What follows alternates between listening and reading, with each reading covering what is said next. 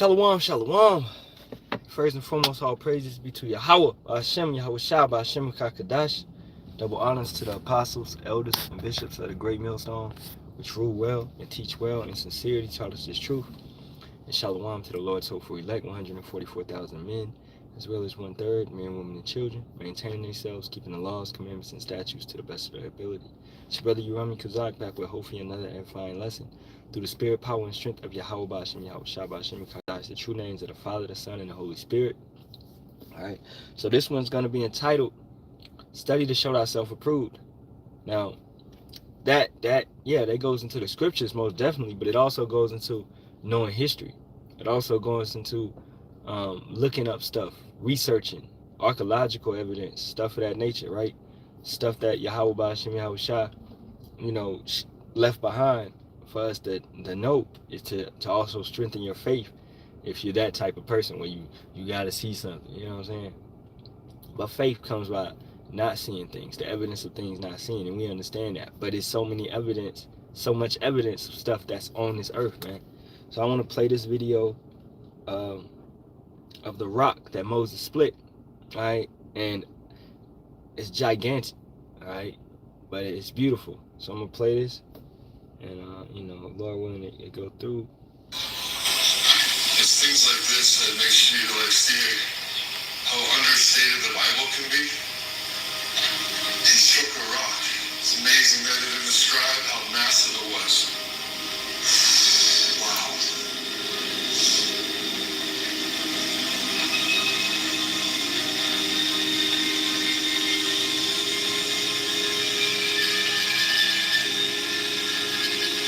I just think it's undeniable to me the way that the flaking of the rock is. It doesn't like rain erosion coming from the top. It's coming from the bottom up. And it says in the scriptures that Jesus, this is symbolic of Jesus as the rock that brought forth water, that he is the living water, that all will come to him will never thirst. We know Yahweh shot, not Jesus, but yes, that rock, okay? And as you can see in the video, it's massive, man. All right? And when it came out, it basically created like a little pond. It basically created drinking water for our people and all the animals that was with us. So how many people came up out of Egypt? You know what I'm saying? It was over 600,000, okay? It was a massive amount of people to be traveling with us. It wasn't no little bunch. All right, so let's go to Exodus to get the account.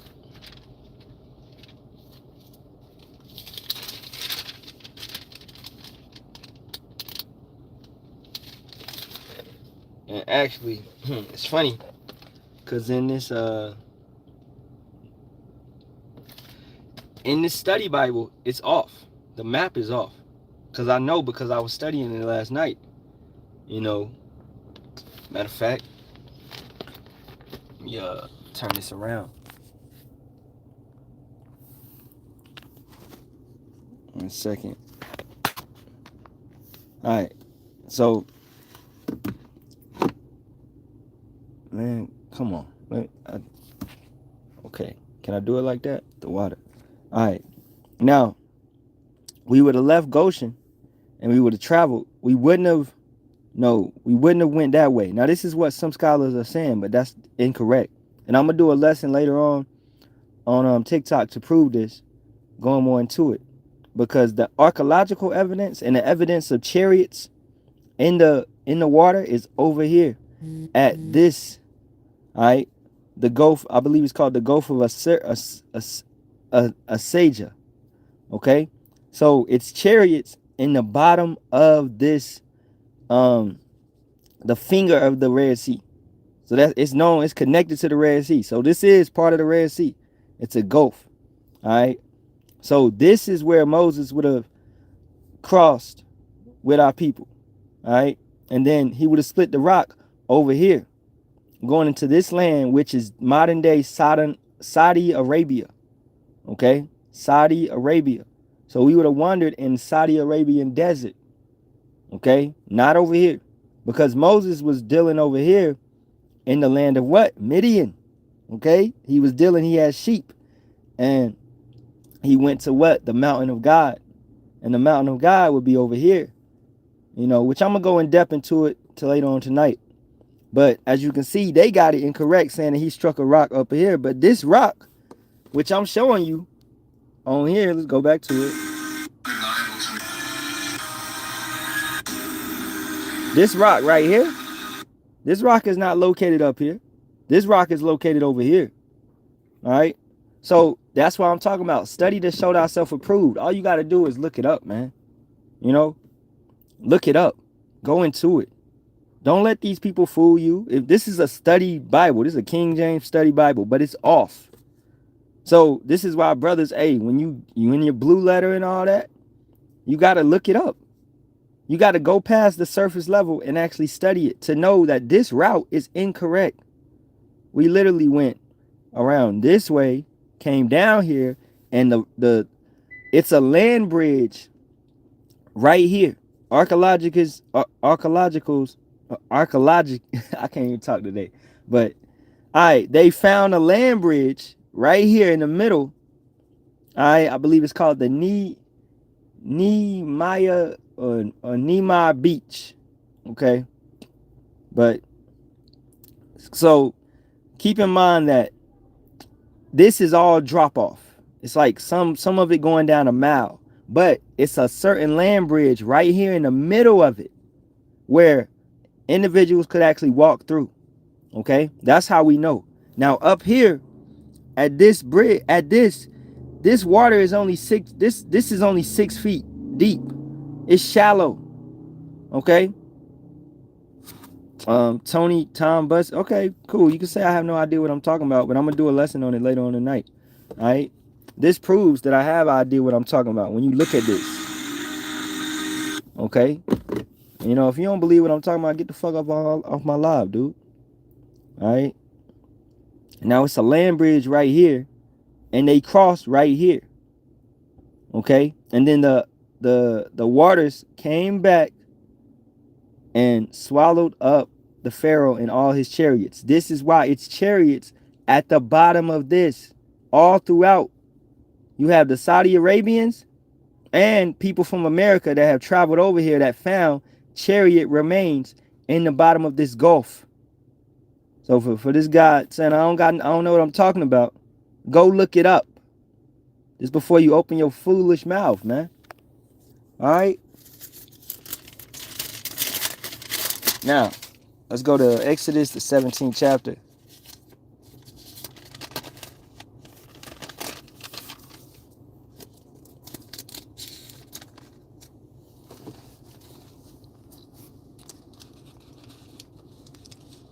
And matter of fact, let me turn back around. Okay.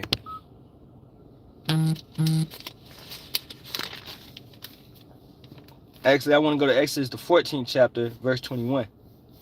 And Moses stretched out his hand over the sea, and Yahawah caused the sea to go back by a strong east wind all that night. So the sea he ain't just put his hand out and it just split. No. Stop. Get that out of your head. Okay, that's confusion. It took some time. The Most High sent a wind, and it took some time to do that mission, to do that operation. All right. And while Pharaoh was coming, you know, it's a windy road. It took them a while to get through with their chariots and all of that. All right. And then what happened? It was a fireplace in between our people and Pharaoh, the Egyptians. Okay. So it held them back. And then while the wind was pushing the water back eastward, and it became a wall. So yeah, that part is correct. When we walked by, it was a wall on the left and on the right. All right. But it took a while for the water to be pushed back. Let's read it one more time. And Moses stretched out his hand over the sea, and Yahawah caused the sea to go back by a strong east wind all that night, and made the sea dry land, and the waters were divided. All right. So this is over a period of time. And the children of Israel went into the midst of the sea upon the dry ground, and the waters were a wall unto them on their right hand and on their left. And the Egyptians pursued and went in after them to the midst of the sea. So Yahawah took that fire down. Even even at the Nehemiah or the Nehemiah beach, it's evidence that fire was burning. You still have the evidence there. Alright, like I said, I'm gonna go deep into it later tonight on TikTok. I upload it, Lord willing, tomorrow or Monday. Alright. But you have evidence that fire was burning at that beach that was holding the Egyptians back. So the archaeological evidence is there. Alright? It proves the scriptures even more. Okay? Hey, little Tom, what's your name? Tom Bosey. Bro, I spent all night going into this, man. Alright? Talking about, I don't know what I'm talking about. I spent all night going into this, bro. Okay? I found all the evidence. You see this rock? This rock is massive. And it's evidence at this rock of erosion from water. And this is in the middle of the fucking desert, bro. Alright? It's amazing that it described how massive it was. This man is like an ant to this rock. So Moses came and hit this rock with his staff, and water just started gushing out. And as he says in the video, the erosion is going up. It's not coming down like it was rained upon. No, it's the erosion lines are going up like water came from the bottom. That's very strange. That's very unusual. But according to the scriptures, it's correct. All right? So evidence proves it. All right, and Shalawam, Bahasham, Yasharahla. So anybody that's in here that's sincere. Okay? Verse 23, and the Egyptians pursued and went in after them to the midst of the sea, even all Pharaoh's horses, his chariots, and his horsemen. And it came to pass that in the morning, right? Watch. Yahawah looked up unto the host of the Egyptians through the pillar of fire and of the cloud, and troubled the host of the Egyptians, and took off their chariot wheels, that they drave them heavily, so that the Egyptians said, let us flee from the face of Israel, for Yahawah fighteth for them against the Egyptians. All right. And Yahawah said unto Moses, stretch out thy hand over the sea. So that's also letting you know that Yahawah in the chariots was getting busy with those Egyptians. All right. Let's read it one more time. And it came to pass that in the morning watch, Yahawah looked unto the host of the Egyptians through the pillar of fire and of the cloud. That's a chariot. All right, this is what archaeologists, these people can't explain to you because they don't know what that is. They can't break it down. And troubled the host of the Egyptians. Troubled the host of the Egyptians. So the chariots was under fire by chariots. Chariots under fire by chariots. They was being troubled. And took off their chariot wheels, that they drave them heavily, so that the Egyptians said, let us flee from the face of Israel, for Yahawah fighteth for them against the Egyptians. According to Exodus 14 and 14, that's what the Most High promised us. Let's get that. Yahawah shall fight for you, and ye shall hold your peace. We didn't have to turn back and fight the Egyptians. All right? Think about this. We fought the Amalekites. Right? We fought the Moabites. We fought the Ammonites. We fought different nations. We fought the Canaanites. Why didn't we turn back and fight the Egyptians? We didn't have to. It wasn't time. We had to flee. All right? If you know, and this is why I went into it. I've been studying Egypt like all week. Like, Egypt at that time was a massive empire, man. They were a major dynasty. Okay? They knocked down the Canaanites. They traveled. This was the first known battle, and that was about 1,000 years before this even happened. But Egypt was such a strong power as right now America. Okay? Egypt was that dynasty at that point. We are always in a dynasty. We are always slaves to a dynasty, an empire. So the Egyptians, then the Babylonians, then the Medes, Persians, then the Greeks, then the Romans. We don't become slaves to nobody weak. I mean that's real though. All right. So we were enslaved to a major empire. So they were strong. He took what, about 600 choice chariots and came after us. And Yahawah, let's go to 26. And Yahawah said unto Moses, stretch out thy hand over the sea, that the waters may come again unto the Egyptians upon their chariots and upon their horsemen. And Moses stretched forth his hand over the sea, and the sea returned to his strength when the morning appeared. So let's go back. Verse 21. And Moses stretched out his hand over the sea, and Yahawah caused the sea to go back by a strong east wind all that night, and made the sea dry land into the waters, and the waters were divided. So all that night, the water was being pushed back. Boom, a wall on the left, a wall on the right. We crossed through that night. We crossed. All right. Then in the morning, well, because it's 600,000 people, man. It's a lot of people to get by. All right. Let's read it again. 27. And Moses stretched forth his hand over the sea, and the sea returned to his strength when the morning appeared. And the Egyptians fled against it, and Yahawah overthrew the Egyptians in the midst of the sea. So, as I love Prince of Egypt, I love that movie, but it's not accurate, because this didn't just happen in a jiffy, like they say, man. No, this happened over a certain amount of time period. This happened over, I would believe, a certain amount of hours, from night to morning. All right, this was, and it was massive.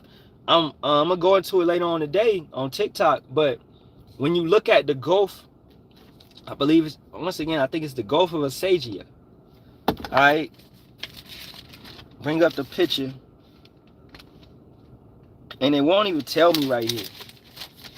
But it's that Gulf right there that connects to the Red Sea on the right, and it's massive though. It's not no little lake. It's not something that you swim across. Okay, you ain't about to swim across this. You know, it's massive. All right, verse 28. And the waters returned and covered the chariots and the horsemen and all the hosts of Pharaoh that came into the sea. After them, there remained not so much as one of them. Now, divers have went into this Gulf and they found multiple chariots, man. And they used metal detectors, and it has residue of bronze and iron that was used in those time periods to make those chariots. So this is indeed factual. The evidence is there. Nobody's lying. All right, you know. 29. But the children of Israel walked upon dry land in the midst of the sea, and the waters were a wall unto them on their right hand and on their left. Thus Yahawah saved Israel that day out of the hand of the Egyptians, and Israel saw the Egyptians dead upon the seashore. And Israel saw that great work which Yahawah did upon the Egyptians, and the people feared Yahawah and believed Yahawah and his servant Moses.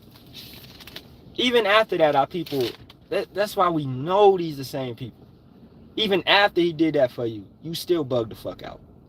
You still made a golden calf. Come on, man. All right, now let's go to the rock. Okay, and I'm gonna end it over here. We're gonna start at verse 17, chapter 17, and we start at the top. And all the congregation of the children of Israel journeyed from the wilderness of sin after their journey, according to the commandment of Yahawah, and pitched in Rephidim, and there was no water for the people to drink. Wherefore the people did chide with Moses, and said, give us water that we may drink. And Moses said unto them, why chide ye with me? Wherefore do ye tempt Yahawah? You know, and there was a rebellious people. They was going off at their leader. They was mad. It was like, you brought us out here to die. You ain't no water, bro. You know, what we gonna do? Boom, boom, boom. All right. Now, having ye of little faith. Okay, that's how people are today, man. All right. You say Yahawashi coming back. Where is he at? You say believing it. What? That ain't gonna pay my bills. That's these people, the same people today. All right. Wherefore, verse 3. And the people thirsted there for water, and the people murmured against Moses, and said, wherefore is this that thou hast brought us up out of Egypt to kill us and our children and our cattle with thirst? When you seeing these miracles that he's been doing for you, You just literally took down one of the biggest empire of that time. All right, who you was just working for over 400 years, 430 years. Okay, he just brought you up out of that. Right, with substance, with wealth, with all different types of gold and silver and material and jewelry and all right. So what are you talking about? Okay, like he's gonna just bring you out here to unalive you. That's his purpose. It's a joke to him. No, he's dealing with you. Okay. Verse 4, and Moses cried unto Yahawah, saying, what shall I do unto this people? They be almost ready to stone me. And Yahawah said unto Moses, go on before the people, and take with thee of the elders of Israel. Just letting you know, it was always ordered. It was always elders set up for brothers that don't believe in camps and elders and things of that nature. You always had an order set up. All right. And thy rod wherewith thou smotest the river, take in thy hand and go. Behold, I will stand before thee there upon the rock in Horeb, and thou shalt smite the rock, and there shall come water out of it, that the people may drink. And Moses did so in the sight of the elders of Israel. And he called the name of the place Massah and Meribah, because of the chiding of the children of Israel, and because they tempted Yahawah, saying, is Yahawah among us or not? All right. Now, the Amalekites would come down after this happened, and we would battle them, because this was a massive situation. When you're looking at the size of the rock, okay, and if I get the map, I gotta end this. My son done with piano practice, but Edom was kind of towards the north. What is it? The north, just pretty much north. Okay, because this is Saudi Arabia. So Jordan is kind of up. So Edom, they came down because this was a massive site. All right, full of water in the desert. Hey, what is going on here? And it was a fight. We beat them, of course. It is what it is. But it was just a massive fight. Now, evidence, once again, evidence, study that shall thyself approved, you found these, what you call these stone rocks, these rocks that they used for warfare back in the day, such as the same type of rocks that David used, right? Throwing rocks, right? This was battle. It ain't no pew-pews. You had arrows, you had rocks, you had swords, you had shields, okay? So they had these throwing rocks, and a lot of these rocks are found around this rock. So it was a massive battle there. All right. So that's how we also know, But like, a lot of this stuff is hid. A lot of this stuff is deterred. And, I'm going to get into the mountain later on today. But they try to say the mountain of power is in a different location, which they built the monastery at the bottom of it and all that. But that's not the right one. The correct one is in Saudi Arabia, and the top of it is burnt because the chariot came down and landed on it. All right, the evidence is there, and you have an altar made for the golden calf at the bottom of that mountain.